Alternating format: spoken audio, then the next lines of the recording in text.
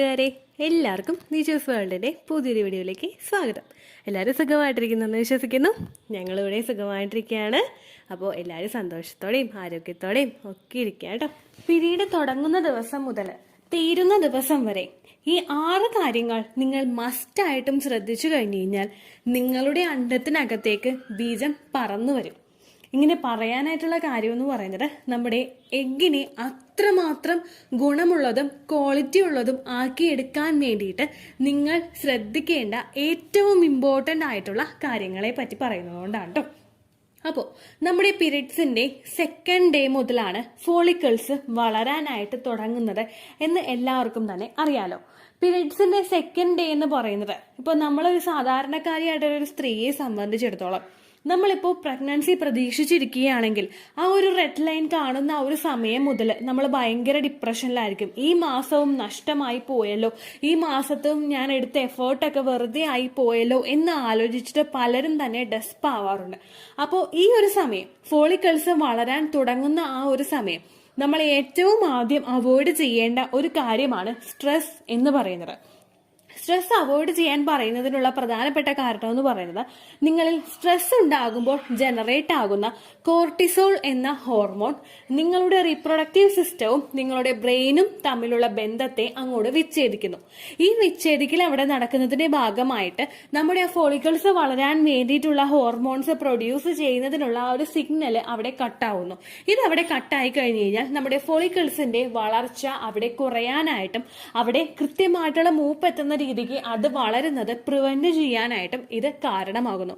അപ്പോൾ കഴിവതും നിങ്ങൾ ഫോളിക്കിൾസ് വളരുന്ന ആ സമയങ്ങളിൽ, നമ്മുടെ ആ ഒരു എഗ് ഗ്രോ ആകുന്ന ആ ഒരു സ്റ്റാർട്ടിംഗ് സ്റ്റേജിൽ എന്താണോ സംഭവിക്കാൻ പോകുന്നത് അതിനെപ്പറ്റി ആലോചിച്ചിട്ട് ടെൻഷൻ ആകാതിരിക്കുക. നിങ്ങളുടെ ഇൻഫർമേഷന് വേണ്ടിയിട്ട് നമ്മൾ ഒരു കാര്യം കൂടി ഷെയർ ചെയ്യാണ്. എപ്പോഴാണോ നിങ്ങളിൽ ഈ മാസമാണ് നിങ്ങളിൽ ഓവുലേഷൻ നടക്കുന്നതെങ്കിൽ, ആ ഒരു ഓവുലേഷൻ നടക്കാൻ വേണ്ടിയിട്ട് നമ്മുടെ ശരീരത്തിൽ ആ ഫോളിക്കിൾസ് അതിന് വേണ്ടിയിട്ട് മുൻപോട്ട് വരുന്നത് ഒരു 3-ാമത്തെ മാസം മുതൽ തന്നെ അതിനുള്ള പ്രിപ്പറേഷൻസ് ഒക്കെ അവിടെ തുടങ്ങിയിട്ടുണ്ടാകും. അതായത് ഇപ്പോൾ ഏപ്രിലാണ് അല്ലെങ്കിൽ മെയ്യിലാണ് നിങ്ങൾക്ക് ഫോളിക്കിൾസ് അവിടെ പങ്കെടുക്കേണ്ടതെങ്കിൽ, ഫോളിക്കിൾസ് വരേണ്ടത് ആ ഒരു ടേണിങ് അവരുടെ ആ ഒരു സമയത്താണ് വരുന്നതെങ്കിൽ, ആ ടേൺ ആകുന്നതിന് മുൻപ് തന്നെ, ഒരു ജനുവരി മുൻപ് തന്നെ ആര് മെയ്യിൽ പങ്കെടുക്കണം എന്നുള്ള ഒരു ഡിസിഷൻ അവിടെ ശരീരത്തിൽ ഉണ്ടായിട്ടുണ്ടാകും. അതുകൊണ്ട് തന്നെ നിങ്ങൾ ഈ ടെൻഷൻ അടിക്കുന്നതോ ഈ മാസത്തെയും റിസൾട്ട് കിട്ടിയില്ലല്ലോ എന്ന് ആലോചിച്ച് വിഷമിക്കുന്നത് നിങ്ങളുടെ ഫോളിക്കിൾസിന്റെ ഗ്രോത്തിനെ പ്രിവെന്റ് ചെയ്യുന്നതിന് കാരണമാകുന്നു. അപ്പോൾ ആ ഒരു കാര്യം നിങ്ങൾ ചെയ്യാതിരിക്കുക കേട്ടോ. രണ്ടാമതായിട്ട് നിങ്ങൾ ശ്രദ്ധിക്കേണ്ട കാര്യം, എത്രത്തോളം വെള്ളം നിങ്ങൾക്ക് കുടിക്കാൻ പറ്റുമോ അത്രത്തോളം വെള്ളം നിങ്ങൾ കുടിക്കുക. യാതൊരു തരത്തിലുള്ള ട്രീറ്റ്മെന്റും എടുക്കാതെ പ്രഗ്നന്റ് ആയിട്ടുള്ള ഒരുപാട് പേര് നമ്മുടെ ചാനലിൽ ദിനം പ്രതി കമന്റ്സ് ഇടുന്നുണ്ട് കേട്ടോ. ഒരുപാട് ഇപ്പോൾ കൂടി വരുന്നുണ്ട് ആളുകൾ. പ്രഗ്നന്റ് ആയി എന്ന് പറയുന്നവർ ഒരുപാട് പേരുണ്ട്. അവരൊക്കെ ഫോളോ ചെയ്തിട്ടുള്ള ടിപ്പാണ് ധാരാളം വെള്ളം കുടിക്കുക എന്നുള്ളത്. ധാരാളം വെള്ളം കുടിക്കാനായിട്ട് പറയുന്നത് എന്തിനാണെന്ന് വെച്ച് കഴിഞ്ഞാൽ, നമ്മുടെ ശരീരം ഹൈഡ്രേറ്റഡ് ആണെങ്കിൽ നമ്മുടെ ശരീരത്തിലെ എല്ലാ പ്രവർത്തനങ്ങളും നല്ല രീതിക്ക് അങ്ങോട്ട് നടക്കും. എന്നാൽ നമ്മുടെ ശരീരം ഹൈഡ്രേറ്റഡ് അല്ല എങ്കിലോ, വേണ്ട വെള്ളത്തിന്റെ അളവ് നമ്മുടെ ശരീരത്തിലില്ലെങ്കിൽ നമ്മുടെ കിഡ്നിയുടെ പ്രവർത്തനം അവിടെ കുറയും, നമ്മുടെ ശരീരത്തിലെ ഓരോ ഭാഗങ്ങളുടെയും പ്രവർത്തനം അവിടെ കുറയും. അങ്ങനെ കുറയുന്നതിന്റെ ഭാഗമായിട്ട് ഒരുപാട് സൈഡ് എഫക്ട്സ് നമ്മൾ ഫേസ് ചെയ്യേണ്ടതായിട്ടും വരും. അത് പ്രിവെന്റ് ചെയ്യാൻ വേണ്ടിയിട്ട് നിങ്ങൾ എത്രത്തോളം വെള്ളം നിങ്ങൾക്ക് കുടിക്കാൻ പറ്റുമോ അത്രത്തോളം വെള്ളം നിങ്ങൾ കുടിക്കുക. ഇനിയിപ്പോൾ വേനൽക്കാലം കഴിഞ്ഞ് മഴക്കാലം ആയി കഴിഞ്ഞാൽ ഒരുപാട് പേര് ചെയ്തു വെക്കുന്ന മിസ്റ്റേക്കാണ് വെള്ളം കുടിക്കുന്നതിന്റെ അളവ് അങ്ങോട്ട് കുറയ്ക്കും. നമുക്ക് ദാഹം ഉണ്ടാവുന്നില്ല. അങ്ങനെ വരുമ്പോഴേക്കും നമ്മൾ വെള്ളം കുടിക്കുന്നതിന്റെ അളവ് കുറയ്ക്കും. നിങ്ങൾ മസ്റ്റായിട്ടും ശ്രദ്ധിക്കുക, വെള്ളത്തിൽ അടങ്ങിയിട്ടുള്ള ഓക്സിജൻ നിങ്ങളുടെ ശരീരത്തിലോട്ട് എത്തിക്കഴിഞ്ഞു കഴിഞ്ഞാൽ ബ്ലഡിലൂടെ അതിന്റെ പ്രവർത്തനം നല്ല രീതിയിൽ എത്തുന്നതിനും ഓക്സിജൻ റിച്ച് ആയിട്ടുള്ള ബ്ലഡ് സർക്കുലേഷൻ നമ്മുടെ ഓരോ അവയവങ്ങളിലോട്ടും എത്തിക്കഴിഞ്ഞു കഴിഞ്ഞാൽ അതുമൂലം നമ്മുടെ ഫോളിക്കിൾസ് വളരുന്നതിനും നമ്മുടെ എൻഡോമെട്രിയം തിക്നെസ് കൃത്യമായിട്ട് നടക്കുന്നതിനും നമ്മുടെ ഫലോപ്പിയൻ ട്യൂബിന്റെ പ്രവർത്തനക്ഷമത നല്ലതായിട്ട് പോകുന്നതിനും നമ്മളിൽ ആ സെർവിക്കൽ മ്യൂക്കസിന്റെ പ്രവർത്തനം, അതായത് സെർവിക്കൽ മ്യൂക്കസിന്റെ പ്രൊഡക്ഷൻ നല്ലതുപോലെ ഉണ്ടാക്കുന്നതിനും സെർവിക്സിന്റെ പ്രവർത്തനം നന്നായിട്ട് നടക്കുന്നതിനും ഓവറോൾ ആ ഒരു ഫെർട്ടിലിറ്റി ഇൻക്രീസ് ചെയ്യുന്നതിന് അത് സഹായിക്കുന്നു. അപ്പോൾ നിങ്ങൾ എളുപ്പത്തിൽ പ്രഗ്നന്റ് ആകാൻ ആഗ്രഹിക്കുന്നുണ്ടെങ്കിൽ എത്ര ഗ്ലാസ് വെള്ളമാണോ നിങ്ങൾ ഒരു ദിവസം കുടിക്കുന്നത് അതിനേക്കാളും ഡബിളോ ട്രിപ്പിളോ ആയിട്ട് വെള്ളം കുടിക്കാനായിട്ട് നിങ്ങൾ പ്രത്യേകം ശ്രദ്ധിക്കുക. മസ്റ്റായിട്ട് നിങ്ങൾ ഈ കാര്യം ഫോളോ ചെയ്യാട്ടോ, നിങ്ങൾ ഈ മാസം തന്നെ പ്രഗ്നന്റ് ആകാൻ ആഗ്രഹിക്കുന്നുണ്ടെങ്കിൽ. അടുത്തതായിട്ട് നിങ്ങൾ ചെയ്യേണ്ട കാര്യമാണ് യോഗ ചെയ്യാനായിട്ട് തയ്യാറാവുക. യോഗ ചെയ്തിട്ട് കൺസീവ് ആയി എന്ന് പറയുന്ന ഒരുപാട് പേര് നമ്മുടെ ചാനലിലുണ്ട് കേട്ടോ. യോഗ എന്ന് പറയുന്നത്, ഈ യോഗാസനാസ് നമ്മൾ ഫോളോ ചെയ്യുമ്പോൾ നമുക്ക് കിട്ടുന്ന ബെനഫിറ്റ് എന്ന് പറയുന്നത്, നമ്മൾ അധികം അങ്ങോട്ട് ആയാസം കൊടുക്കാതെ ചെയ്യുന്ന പെർട്ടിക്കുലർ ആയിട്ടുള്ള ബോഡി പാർട്സിനെ ഫോക്കസ് ചെയ്തിട്ട് നമ്മൾ ചെയ്യുന്ന യോഗാസനാസ്, എസ്പെഷ്യലി ഫെർട്ടിലിറ്റി ബൂസ്റ്റിംഗ് ആയിട്ടുള്ള യോഗ പോസസ് ആയിട്ടുള്ള butterfly poses, leg up the wall pose, cobra pose, അതുപോലെ അനുലോമ വിലോമ, നമ്മുടെ ബ്രീത്തിങ് എക്സസൈസ്, ഇതെല്ലാം തന്നെ ഫോക്കസ് ചെയ്യുന്നത് നമ്മുടെ റീപ്രൊഡക്റ്റീവ് ഹെൽത്തിനാണ്. ബ്രീത്തിങ് എക്സസൈസ് നമ്മുടെ ഓവറോൾ നമ്മുടെ ഓക്സിജൻ നല്ലപോലെ ശരീരത്തിലോട്ട് എത്തുന്നതിന് സഹായിക്കുന്നത് പോലെ തന്നെ ബാക്കിയുള്ള മറ്റുള്ള എക്സസൈസ് ഒക്കെ, ബട്ടർഫ്ലൈ എക്സസൈസ് ആണെങ്കിലും leg up the wall exercise ആണെങ്കിലും ഫെമറൽ മസാജ് ആണെങ്കിലും റിഫ്ലെക്സോളജി ആണെങ്കിലും ഇതെല്ലാം തന്നെ ഫോക്കസ് ചെയ്യുന്നത് നമ്മുടെ ശരീരത്തിലെ റീപ്രൊഡക്റ്റീവ് സിസ്റ്റത്തിലോട്ട് ബ്ലഡ് സർക്കുലേഷൻ ഇൻക്രീസ് ചെയ്യിക്കാനാണ്. ഫോർ എക്സാമ്പിൾ ആയിട്ട് ഞാനിപ്പോൾ പറയാം, നമ്മൾ ബട്ടർഫ്ലൈ ആസന ചെയ്യുന്നുണ്ട് എന്ന് ശ്രദ്ധിക്കുക. ബട്ടർഫ്ലൈ ആസനയാണ് നമ്മൾ ചെയ്യുന്നതെങ്കിൽ നമ്മൾ ഇരുന്നിട്ട് കാലുകൾ ബട്ടർഫ്ലൈ ചിറക് അനക്കുന്നത് പോലെ നമ്മൾ അനക്കി കൊടുക്കുമ്പോഴേക്കും അവിടെ ഏറ്റവും കൂടുതൽ ആയാസം വരുന്നത് എവിടെയാണ്? നമ്മുടെ പെൽവിക്കിന്റെ ഭാഗത്ത്, നമ്മുടെ ലോവർ അബ്ഡമന്റെ ഭാഗത്ത്. ഈ ഭാഗത്താണ് നമ്മുടെ റീപ്രൊഡക്റ്റീവ് ഓർഗൻസ് ഇരിക്കുന്നത്. അപ്പോൾ അതിലേക്കുള്ള ബ്ലഡ് സർക്കുലേഷൻ കൂട്ടിക്കൊണ്ടുവരുന്നതിന് അത് സഹായിക്കുന്നു. എസ്പെഷ്യലി ഒരു ഫോക്കസ് കൊടുക്കുന്നത് അതിലോട്ടാണ്. അതുപോലെ തന്നെ leg up the wall exercise. ഈ leg up the wall exercise നമ്മൾ ചെയ്യുന്നത് നമ്മുടെ കാലുകൾ നേരെ ഉയർത്തി മതിലിലോട്ട് പൊക്കി വെച്ചിട്ടാണ്. ഈ leg up the wall exercise നമ്മൾ ചെയ്യുന്ന സമയത്തും നമ്മുടെ ആ തിരിച്ച് മേപ്പോട്ട് പോകുന്ന ബ്ലഡ് കീഴ്പോട്ട് ഒരു ഫോഴ്സിൽ അങ്ങോട്ട് തിരിച്ചങ്ങോട്ട് ഇറങ്ങുമ്പോഴേക്കും ഇതും നമ്മുടെ ആ ഒരു റീപ്രൊഡക്റ്റീവ് ഹെൽത്തിനെ ഇൻക്രീസ് ചെയ്യുന്നതിന് സഹായിക്കുന്നു. അപ്പോൾ ഈ രണ്ട് എക്സസൈസും നിങ്ങൾ മസ്റ്റായിട്ട് ഫോളോ ചെയ്യുക. പീരിയഡ് സമയത്ത് ബട്ടർഫ്ലൈ എക്സസൈസ് ചെയ്യാൻ നിങ്ങൾക്ക് ഇൻട്രസ്റ്റ് ഇല്ല എങ്കിൽ നിങ്ങൾ ചെയ്യേണ്ട ഒരു ആവശ്യമില്ല. നേരെ മറിച്ച് നിങ്ങൾക്ക് leg up the wall exercise ചെയ്യാവുന്നതാണ്. അടുത്തതായിട്ട് നിങ്ങൾ ചെയ്യേണ്ട കാര്യമാണ് നിങ്ങളുടെ വയറ് മസാജ് ചെയ്ത് കൊടുക്കുക. നമ്മുടെ വയറ് എസ്പെഷ്യലി നമ്മുടെ ലോവർ അബ്ഡമൻ ഭാഗം നമ്മളൊന്ന് മസാജ് ചെയ്ത് കൊടുക്കുമ്പോഴേക്കും നമ്മൾ പയ്യെ ഒന്ന് നമ്മുടെ ആ ഒരു പൊക്കിളിന് താഴെയുള്ള ലെഫ്റ്റ് സൈഡും റൈറ്റ് സൈഡും ഒന്ന് ക്ലോക്ക് വൈസ് ഡയറക്ഷനിൽ നമ്മൾ മസാജ് ചെയ്ത് കൊടുക്കുക. ഇങ്ങനെ മസാജ് ചെയ്തിട്ട് നമ്മൾ അതുപോലെ തന്നെ പൊക്കിളിന് നേരെ താഴെയുള്ള ഭാഗത്ത് നമ്മൾ മസാജ് ചെയ്ത് കൊടുക്കുക. ഇതിങ്ങനെ മസാജ് ചെയ്ത് കൊടുക്കുമ്പോൾ അവിടെ സംഭവിക്കുന്നത് എന്താ? ആ ഭാഗങ്ങളൊക്കെ ഒന്ന് അനങ്ങും, അവിടെയുള്ള ആക്ടിവിറ്റീസ് ഒക്കെ ഒന്ന് കൃത്യമായിട്ട് നടക്കും. ഇതും നമ്മുടെ ഒരു ബ്ലഡ് സർക്കുലേഷൻ ഇൻക്രീസ് ചെയ്യുന്നതിന് സഹായിക്കുന്നു. ബ്ലഡ് സർക്കുലേഷൻ കൂട്ടുന്നു എന്ന് പറയുമ്പോഴേക്കും പലർക്കും മനസ്സിലാവില്ല ഈ ബ്ലഡ് സർക്കുലേഷൻ കൂട്ടിയിട്ട് ഇപ്പൊ എന്താ നടക്കേണ്ടത് എന്ന് പലർക്കും മനസ്സിലാവില്ല. ഈ ബ്ലഡ് സർക്കുലേഷൻ കൂട്ടുമ്പോഴേക്കും ഇപ്പൊ നിങ്ങളുടെ ശരീരത്തിൽ ഏതെങ്കിലും ഒരു ഭാഗത്ത് കൈ എവിടെയെങ്കിലും കൊണ്ടൊന്ന് ചതഞ്ഞെന്ന് വിചാരിക്കും. ഇപ്പൊ ഡോർ അടക്കുന്ന സമയത്ത് അല്ലെങ്കിൽ എവിടെയെങ്കിലും എന്തെങ്കിലും എടുത്തിട്ട് ഒന്ന് കൈ ഒന്ന് ചതയാന്ന് പറയില്ലേ, കൈ ഒന്ന് ചതഞ്ഞു കഴിയുമ്പോഴേക്കും എന്താ സംഭവിക്കുക? ആ ഭാഗത്തോടെ രക്തയോട്ടം ഉണ്ടാവില്ല. രക്തയോട്ടം ഉണ്ടാവാത്ത ആ ഭാഗത്ത് എന്തായിരിക്കും? കറുത്ത കളറിൽ അല്ലെങ്കിൽ കരിനീലിച്ച് കിടക്കും. ഒരു നീല ഡാർക്ക് ആയിട്ടുള്ള ബ്ലൂ കളറിൽ അവിടെ ഇങ്ങനെ കട്ടിയായിട്ട് അവിടെ കിടക്കും. അതെന്തുകൊണ്ടാണ്? ആ ഭാഗം നമുക്ക് കാണുമ്പോൾ പെട്ടെന്ന് അറിയാൻ പറ്റും. അവിടെ ആ ഒരു റെഡ് കളറിലെ ഒരു എനർജി, ആ ഒരു ഫ്ലഷ് അവിടെ ഉണ്ടാവില്ല. അവിടെ ഒരു റെഡ് കളർ ആയിരിക്കില്ല. നേരെ മറിച്ച് അതൊരു എന്താ പറയാ, ഒരു മാറ്റം അവിടെ നമുക്ക് ഫീൽ ചെയ്യാം. നമ്മുടെ ശരീരത്തിലെ ബാക്കിയുള്ള ഭാഗവും ആ ഭാഗവും ഒരു ചത്ത പോലെ കിടക്കാന്ന് പറയില്ലേ, ആ ഒരു വ്യത്യാസം നമുക്ക് അവിടെ ഫീൽ ചെയ്യാനായിട്ട് സാധിക്കും. ഇത് നമ്മുടെ ശരീരത്തിലെ ആ ബ്ലഡ് സർക്കുലേഷൻ, ബ്ലഡിന്റെ ആ ഒരു പമ്പിങ് എല്ലാം കൃത്യമായിട്ട് അങ്ങോട്ട് നടക്കുന്നുണ്ടെങ്കിൽ എന്താ, നമ്മുടെ മുഖത്തും നമ്മുടെ ശരീരത്തിലെ ഓരോ ഭാഗത്തും ആ വ്യത്യാസം അറിയാം. നമ്മൾ ഭയങ്കര എനർജറ്റിക് ആയിരിക്കും. ഈ ഓരോ എനർജറ്റിക് ആയിട്ട് ചെയ്യുന്നവരിലും അത്ര തന്നെ റീപ്രൊഡക്റ്റീവ് ഹെൽത്തും എനർജറ്റിക് ആയിരിക്കും. ഇപ്പോൾ ഒരു എക്സസൈസ് ഒക്കെ ചെയ്തിട്ട് വർക്കൗട്ട് ഒക്കെ ചെയ്തിട്ട് ജിമ്മിലൊക്കെ പോയി വരുന്ന ഒരാൾക്ക് ബാക്കിയുള്ള ആക്ടിവിറ്റീസ് ഒക്കെ ചെയ്യാൻ വേണ്ടിയിട്ടുള്ള ഒരു എനർജി ഭയങ്കര കൂടുതലായിരിക്കും. ഇപ്പോൾ നല്ലതുപോലെ വാക്കിംഗ് ചെയ്യുന്ന ഒരാൾക്ക് എന്താ സംഭവിക്കുന്നത്? ബെനിഫിറ്റ് കിട്ടുന്നത് എന്താ? വാക്കിംഗ് ചെയ്യുമ്പോഴേക്കും നമ്മുടെ മൈൻഡ് ഒന്ന് പീസ്ഫുൾ ആവും, നമ്മുടെ ഓർഗൻസ് ഒക്കെ കൃത്യമായിട്ടൊന്ന് ആക്റ്റീവ് ആവും, ഇതെല്ലാം ചെയ്യും. അപ്പോൾ നിങ്ങൾക്ക് ഇത്തരത്തിലുള്ള മസാജുകൾ ചെയ്യാവുന്നതാണ്.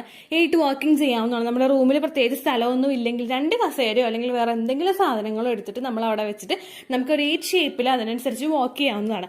ഇതും നിങ്ങളിൽ ഫെർട്ടിലിറ്റി ഇൻക്രീസ് ചെയ്യാനായിട്ട് സഹായിക്കുന്നു.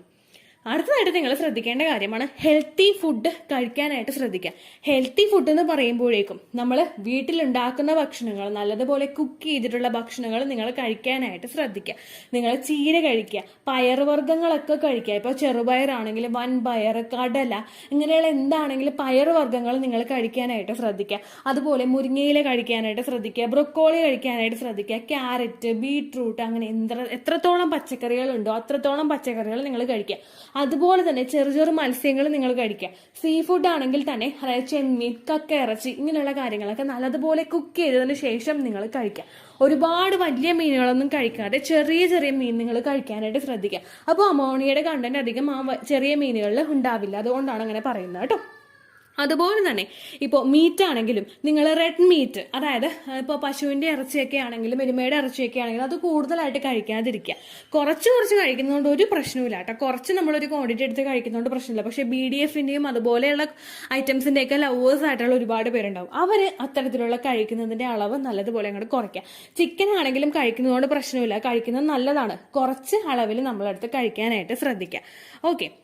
അതുപോലെ തന്നെ ഫ്രൂട്ട്സ്, നമുക്ക് എത്രത്തോളം ഫ്രൂട്ട്സ് കഴിക്കാൻ പറ്റുമോ അത്രത്തോളം നമ്മൾ ഫ്രൂട്ട്സ് കഴിക്കുക. ഒരു ദിവസം ഒരു ഫ്രൂട്ടെങ്കിലും നമ്മൾ കഴിക്കാനായിട്ട് ശ്രദ്ധിക്കുക. ചെറു ബനാന ആ ഒരു കാറ്റഗറിയിൽ പെടുന്ന ചെറുപഴങ്ങളാണെങ്കിലും ഓറഞ്ച് ആണെങ്കിലും ആപ്പിൾ ആണെങ്കിലും നിങ്ങൾ കഴിക്കാനായിട്ട് ശ്രദ്ധിക്കുക. മാതള നാരങ്ങ, അതുപോലെ തന്നെ വാട്ടർ മെലൺ, ഇതൊക്കെ നിങ്ങൾ കഴിക്കുന്നത് നല്ലതാണ്. അവോക്കാഡോ കഴിക്കുന്നത് നല്ലതാണ്. കിവി കഴിക്കുന്നത് നല്ലതാണ്. പേരയ്ക്ക കഴിക്കുന്നത് നല്ലതാണ്. ഇതെല്ലാം നിങ്ങൾ കഴിക്കുന്നത് ബെനിഫിറ്റുകൾ ഉണ്ട് എന്ന് വിചാരിച്ചിട്ട് ഒരു ഫ്രൂട്ട്സ് പോലും അമിതമായിട്ട് കഴിക്കരുത്. ഇപ്പോൾ നമ്മൾ സ്ട്രോബെറിയാണ് കഴിക്കുന്നതെങ്കിൽ 2-3 സ്ട്രോബെറി നമുക്ക് ഒരു ദിവസം കഴിക്കാം. ഓറഞ്ച് ആണ് കഴിക്കുന്നതെങ്കിൽ മാക്സിമം 2 ഓറഞ്ച് നമ്മൾ ഒരു ദിവസം കഴിക്കുക. അതുപോലെ മാതള നാരങ്ങയാണെങ്കിൽ അതൊരു മാതള നാരങ്ങ എടുത്തിട്ട് നമ്മൾ ജ്യൂസ് അടിച്ചിട്ട് അല്ലെങ്കിൽ വെറുതെയോ നമ്മൾ ഒരെണ്ണം കഴിക്കാനായിട്ട് ശ്രദ്ധിക്കുക. ഇങ്ങനെയുള്ള കാര്യങ്ങളൊക്കെ നമ്മൾ കഴിച്ചു കഴിഞ്ഞാൽ ഇത് നിങ്ങളിൽ ഫെർട്ടിലിറ്റി ഇൻക്രീസ് ചെയ്യാനായിട്ട് സഹായിക്കുന്നു. എഗ്ഗ് കൃത്യമായിട്ട് ഗ്രോ ചെയ്യുന്നതിന് അത് സഹായിക്കുന്നു. അതുപോലെ തന്നെ നിങ്ങൾ ഏറ്റവും കൂടുതൽ ശ്രദ്ധിക്കേണ്ട ഒരു കാര്യമാണ് ക്ലോസ് വാട്ടർ, അതായത് ഗ്രാമ്പൂ വെള്ളം കുടിക്കാനായിട്ട് ശ്രദ്ധിക്കുക.